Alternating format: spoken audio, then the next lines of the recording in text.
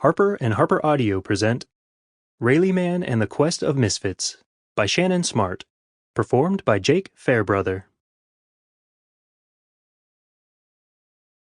If it's a fright you're after, a terror, a scare, look no further than a place known as elsewhere. A twin, a copy, a world close at hand, it'll never feel quite steady beneath your feet where you stand. So have a care or two, better make that 3, for the world of elsewhere wasn't made for you and me. It's home to fearsome beasties, creatures of the darkest night. Take a deep breath, prepare. They're gearing up for a fight. To stand against the dim, the shadows, the dark, they require a thing few can say they carry in their hearts. It's a courage so bright, so bold, a glim. The weight would crush, destroy almost anything. For theirs is a home few can say they found, where night, its terrors, most definitely abound. The Book of Night Things. Prologue. The Sorcerer's Secret. In a long-forgotten tunnel beneath Edinburgh Castle, a slight figure fought to push a wooden cart in the near dark. Walls hemmed her in on either side, a low ceiling pressed down from above. The light from her torch did not travel far. Per legend, the braziers on the walls only lit the way for the good.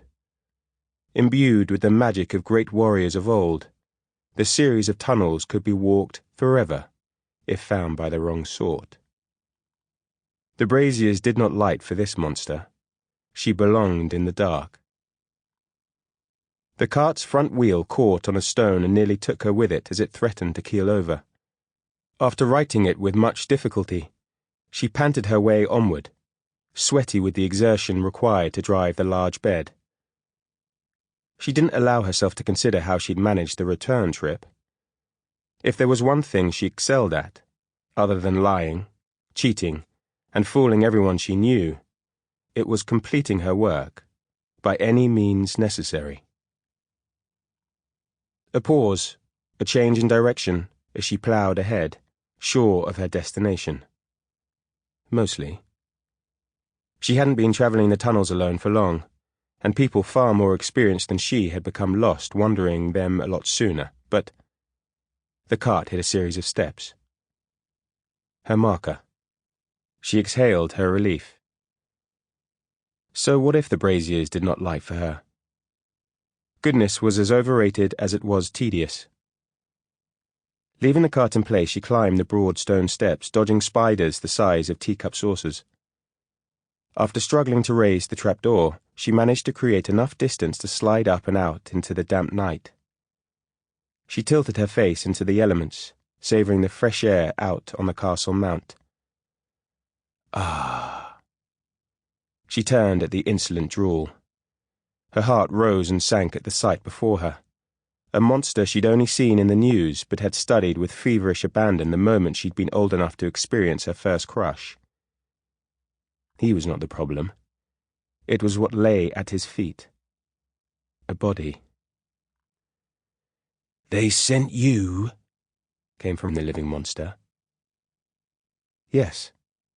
The girl forced herself through the gap and scrambled to stand atop the cobbled stone of the castle courtyard. "I am here to offer my service." She levied a deep bow his way. "Were you weren't expecting someone else, were you?"